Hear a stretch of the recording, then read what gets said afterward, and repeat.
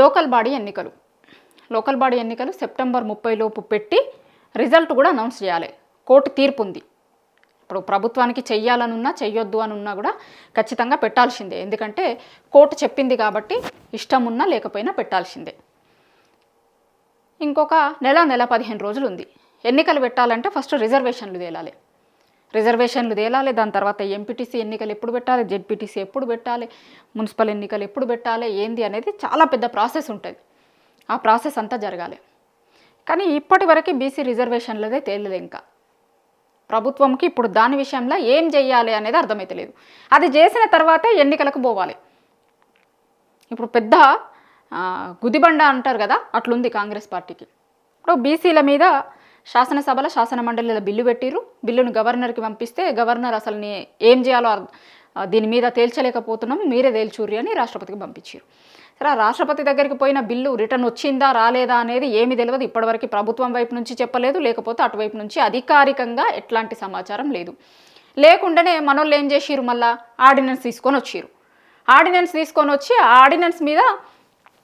ఆర్డినెన్స్తోనే మేము రిజర్వేషన్లు ఇస్తాము అన్న లెక్క మాట్లాడిరు. దానికోసం ఇక్కడ నుంచి మళ్ళీ ఢిల్లీ వరకు పోయిర్రు. ఢిల్లీలో కూడా మొన్న 4-5 రోజుల కిందట కూడా ఓ ధర్నా చేసిరు, చూసినాం అదంతా మనం. అయితే ఇప్పుడు ఏమంటారు, ఇప్పుడు సీఎం రేవంత్ రెడ్డి గారికి ఈ లోకల్ బాడీ ఎన్నికలు చాలా కీలకం. ఎందుకంటే ఆయన సీఎం అయిన తర్వాత జరిగిన ఎమ్మెల్సీ ఎన్నికలల్లో ఎట్లాంటి రిజల్ట్ వచ్చిందో చూసినాం మనం. బీజేపీ గెలిచింది, ఇండిపెండెంట్గా ఉన్న ఒక ఆయన గెలిచిండు. దాని తర్వాత ఎంపీ ఎన్నికలు జరిగినాయి. ఎంపీ ఎన్నికలల్లో అసలు తెలంగాణ నుంచి చాలా ఎంపీ సీట్లు వస్తాయి అని ఎక్స్పెక్ట్ చేస్తే ఎట్లాంటి రిజల్ట్ వచ్చింది చూసినాం. 8 బీజేపీకి 8 వచ్చినాయి, కాంగ్రెస్కి 8 వచ్చినాయి. కానీ రిజల్ట్ వేరే లెక్క ఉంటుంది అని వాళ్ళ హైకమాండ్ నాయకులు అనుకున్నారు. కానీ చూసేసరికి రిజల్ట్ ఇంకొక లెక్క ఉంది. 8 వచ్చినాయి. నిజానికైతే వాళ్ళు ఎక్స్పెక్ట్ చేసిన లెక్క ప్రకారం ఎక్కువ రావాలి, ఎక్కువ వస్తాయి అన్న లెక్క చూసిరు. ఇప్పుడు లోకల్ బాడీ ఎన్నికలు రేవంత్ రెడ్డి గారు సీఎం అయిన తర్వాత జరిగిన ప్రతి ఎన్నికలలో కూడా హైకమాండ్ ఎక్స్పెక్ట్ చేసిన దాన్ని రీచ్ కాలేకపోయిండు. ఖచ్చితంగా రీచ్ కాలేకపోయిండు అనేదే చెప్పుకోవాలి. ఇప్పుడు లోకల్ బాడీ ఎన్నికలు, ఈ లోకల్ బాడీ ఎన్నికలకి ఎట్లా ఉంది, జనాలు ఎట్లా చూస్తున్నారు ఏంది అనేది మనం చూస్తున్నాం. మంత్రులు ఎక్కడికక్కడ నియోజకవర్గాలకు పోతే నిలదీస్తున్నారు మంత్రుల్ని. ఎమ్మెల్యేలు ఎమ్మెల్సీలు తర్వాత మంత్రుల్ని నిలదీస్తున్నారు. రేషన్ కార్డులు కావచ్చు, ఇందిరమ్మ ఇండ్లు కావచ్చు, అసలు ఏంది, మీరు ఏం చెప్పిర్రు, ఏం చేస్తుర్రు అని. ఇంకా తులం బంగారం, మహాలక్ష్మి, ఇదంతా కూడా ఎట్లాంటి పరిస్థితులు ఉన్నాయి లోకల్ రూరల్లా అనేది మనం చూస్తున్నాం. సో ఈ టైంలో ఇప్పుడు లోకల్ బాడీ ఎన్నికలు పెట్టాలి. అవన్నింటికి తోడు ఇప్పుడు మళ్ళీ 42% రిజర్వేషన్. కామారెడ్డిలో బీసీ డిక్లరేషన్ ఇచ్చిరు వీళ్ళు, లోకల్ బాడీ ఎన్నికలలో 42% రిజర్వేషన్లు ఇస్తాము అని.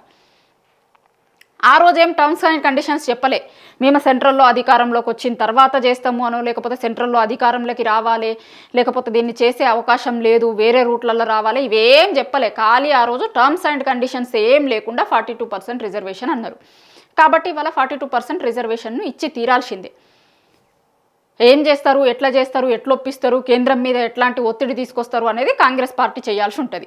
నేను చేయాల్సింది చేసిన, బిల్లులు పెట్టినాం, లేకపోతే ఆర్డినెన్స్లు తీసుకొని వచ్చినాము, కేంద్రమే చెయ్యాలి, కేంద్రం చేతులలో ఉంది అని బంతిని కేంద్రం దాంట్లోకి నెట్టాలనే ప్రయత్నం రేవంత్ రెడ్డి గారు చాలా రోజుల నుంచి చేస్తున్నారు. కానీ జనం యాక్సెప్ట్ చెయ్యరు, జనం నమ్మరు. ఎందుకంటే హామీ ఇచ్చింది మీరు కాబట్టి ఇంప్లిమెంట్ చేయాల్సిన బాధ్యత కూడా మీ మీదనే ఉంటుంది. ఆ రోజేమో కేంద్రం చెప్తే అవుతుంది, లేకపోతే ఇంకొకటి అని జనాలకి చెప్పలేదు కాబట్టి జనాలకి జవాబుదారీతనంగా రాష్ట్ర ప్రభుత్వం ఉండాల్సి వస్తుంది. అయితే ఇదంతా జరుగుతున్నప్పుడు మళ్ళీ కొత్తగా ఏం వాదన తీసుకొని వస్తున్నారంటే, ఇంకోటి కూడా ఏంటి అంటే, ఇప్పుడు ఈడ బిల్లు ఉన్నప్పుడు మనోళ్ళు పోయి ఢిల్లీలో ధర్నా చేస్తారు. బిల్లు ఇక్కడ ఉంటుంది గల్లీలో. ఇంకా బిల్లు గవర్నర్ గారి దగ్గర నుంచి రాష్ట్రపతికి పోకముందే అక్కడికి పోయి ధర్నా చేస్తారు. అసలు చేయాల్సింది ఇక్కడ కదా, ఇక్కడ చెయ్యరు, అక్కడికి పోయి చేస్తారు. మళ్ళీ ఆర్డినెన్స్ తెచ్చిరు కదా, ఆ బిల్లు సంగతి అటే పోయింది. అసలు ఏంది, ఆ బిల్లు మీద ఏమైంది, తిరిగి వచ్చిందా లేదా అనేది తెలియదు. ఆర్డినెన్స్ తెస్తామన్నారు.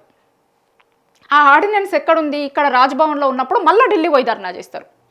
బిల్లు ఏమో గల్లీలో ఉన్నప్పుడు వీళ్ళు ఢిల్లీకి పోతారు, ఢిల్లీలో చేయాల్సి వచ్చినప్పుడేమో గల్లీలో ఉంటారు. ఇప్పుడు వీళ్ళకి చిత్తశుద్ధి ఎంత ఉంది, ఏముంది అనేది జనం చూస్తున్నారు.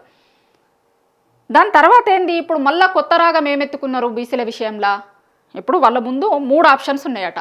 ఆ 3 ఆప్షన్స్ ఏంటి అంటే, అయితే బిల్లుని కేంద్రం ఆమోదించాలి, కాకపోతే ఆర్డినెన్స్ని తీసుకొని వచ్చి మేము 42% రిజర్వేషన్ చేస్తాము, కానీ ఈ ఆర్డినెన్స్ మీద ఎవరో ఒకరు కోర్టుకు పోతారు, కోర్టుకు పోతే ఇబ్బంది అవుతుంది, మళ్ళీ వీళ్ళే అంటారు. అంటే ఎవరన్నా కోర్టుకు పోతారు, లేకపోతే పోవాలని ఇండైరెక్ట్గా చెప్తున్నారో తెలియదు మనకు, కానీ ఎవరన్నా కోర్టుకు పోతారు, పోతే కనుక అది ఆగిపోతుంది అని మళ్ళీ వీళ్ళే చెప్తారు. ఇంకా మూడోది ఏముంది ఆప్షను అంటే, పార్టీ పరంగా ఇస్తాం, ప్రభుత్వం పరంగా కాదు. మీరు ఆ రోజు ఎన్నికల హామీ రోజు మేము ప్రభుత్వంగా ఇస్తాము అని అన్నారా, పార్టీగా ఇస్తాము అన్నారా? ముందు ఒక మాట చెప్పి వెనకాల ఒక మాట, ఇక వాళ్ళ చేతుల్లోనే ఉంది, లేకపోతే బీజేపీల చేతిలో ఉంది, ఇంకొకరి చేతిలో ఉంది, మాతోని కాదు, మేము చేసినాం, గివి చేసినాం, గిన్ని చేసినాం, మా ముందు గిన్ని ఆప్షన్స్ ఉన్నాయంటే, ఆ ఆప్షన్స్ అన్నీ కూడా, ఇప్పుడు చెప్తున్న ఆప్షన్స్ అన్నీ కూడా ముందు కూడా కాంగ్రెస్ పార్టీకి తెలుసు. మనం తెలంగాణలో అధికారంలోకి వచ్చినా కూడా 42% రిజర్వేషన్ అనేది లోకల్ బాడీ ఎన్నికల్లో ఇవ్వలేము అనేది చాలా క్లారిటీగా తెలుసు. తెలిసి కూడా ఆ రోజు ఎందుకు హామీలు ఇచ్చిరు? మరి ఎట్లయినా ఎన్నికలలో గెలవాలి కాబట్టి మేము ఏమన్నా చెప్తాం, ఏమన్నా చేస్తాం, గెలిచిన తర్వాత కదా చూసుకుందాం, ఆ రోజు జనం అడిగినప్పుడు కదా చూసుకుందాం. ఇప్పుడు పార్టీల పరంగా నిన్నగాక మొన్న ఎవరు అన్నారు, ఇట్లా పార్టీల పరంగానే ఇవ్వాల్సి వస్తే వేరే పార్టీలు ఉన్నాయి కదా, చిన్న చిన్న పార్టీలు, వాళ్ళు 42% రిజర్వేషన్ ఏం కర్మ, 90% కూడా రిజర్వేషన్లు ఇస్తారు. గట్ల అవుతుందా? ప్రభుత్వంగా మీరు ఒక చట్టం తీసుకొని రారి, ఒకటి చెయ్యిర్రి, చేస్తే అది తరతరాలుగా ఉండిపోతుంది. ఎవరు వచ్చినా సరే ఖచ్చితంగా మ్యాండేటరీగా చేయాల్సి వస్తుంది. అది ఇష్టం ఉన్నా లేకపోయినా ఏ రాజకీయ పార్టీలకైనా సరే చేయాల్సింది. ఒక ప్రెషర్ అనేది వస్తుంది. కానీ మీరు ఎన్నికల ముందు ఒకటి చెప్పి ఇప్పుడు మళ్ళీ మా ముందు 3 ఆప్షన్స్ ఉన్నాయి, ఈ 3 ఆప్షన్స్లలో ఎటు పోవాలనో అర్థమైతే లేదు, ఏం చేయాలనో అర్థమైతే లేదు అన్న లెక్క మాట్లాడితే జనాలు ఏం నమ్మరు. మీరు ఏం చేస్తున్నారు బీసీల విషయంలో, బీసీ బిల్లు విషయంలో, బిల్లుని అమలు చేయడానికి మీరు చూపిస్తున్న శ్రద్ధ ఏంది, లేకపోతే అసలు ఎందుకోసం ఆర్డినెన్స్ తెచ్చిరు, దేనికి పనికిరాంది, అసలు ఈ ఆర్డినెన్స్తో ఏం చేయలేరు. గింత ఈజీగా రిజర్వేషన్లు చేసే అవకాశం ఉంటే మిగతా రాష్ట్రాలు ఎందుకు చేయకపోతుండే? ఓన్లీ మన రాష్ట్రంలో ఉన్న మన సీఎం రేవంత్ రెడ్డి గారికి మాత్రమే చాలా తెలివి ఉంది, ఆర్డినెన్స్లను తీసుకొచ్చిండు, మిగతా వాళ్ళకి ఏం లేదా? మిగతా వాళ్ళకి అసలు తెలివి లేదు, ఇవి చేసి చెయ్యాలని తెలియదా?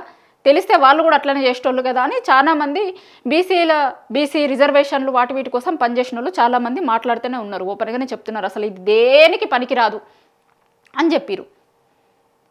ఇప్పుడు ఏం చేస్తుర్రు? మళ్ళీ కొత్త ముచ్చట ముంగటేసుకోవాలి.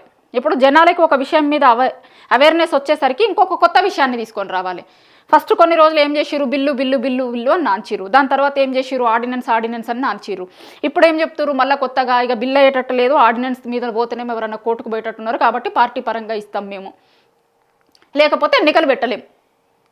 ఓపెన్గా నాకు తెలిసి చెప్పినట్టున్నారు. చెప్పిర్రా లేకపోతే ఇంకా చెప్తారు, అది కూడా చెప్తారు, చెప్పుండాలి ఇప్పటికే. ఒకవేళ చెప్పకపోతే కనుక ఇక ఇట్లయితే కనుక ఎన్నికలకు పోలేము. ఎందుకు? లోకల్ బాడీ ఎన్నికలకు పోతే ఇప్పుడు ఈ 18 నెలలలో ఎంత వ్యతిరేకత వచ్చింది జనాల దగ్గర నుంచి మనం చూస్తున్నాం కదా. కాబట్టి వాటిని ఎట్టి పరిస్థితుల్లో స్కిప్ చేయాలి. స్కిప్ చేయడానికి ఉన్న అవకాశాలన్నింటినీ చూస్తున్నారు ఫస్ట్. ఆ స్కిప్ చేయడంలో భాగంగా ఇగో ఈ రిజర్వేషన్లు ఇవి అమలు కాకుండా పోయేటట్టు కనిపిస్తలేదు, అక్కడేమో బిల్లు కాలేదు, లేకపోతే ఆర్డినెన్స్తోనేమో పోయేటట్టు లేదు, ఎవరైనా కోర్టుకు పోయేటట్టున్నారు.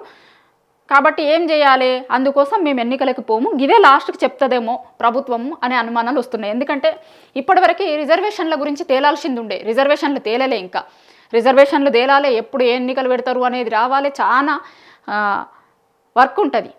తిప్పి కొడితే నెల 15 రోజులు ఉంది.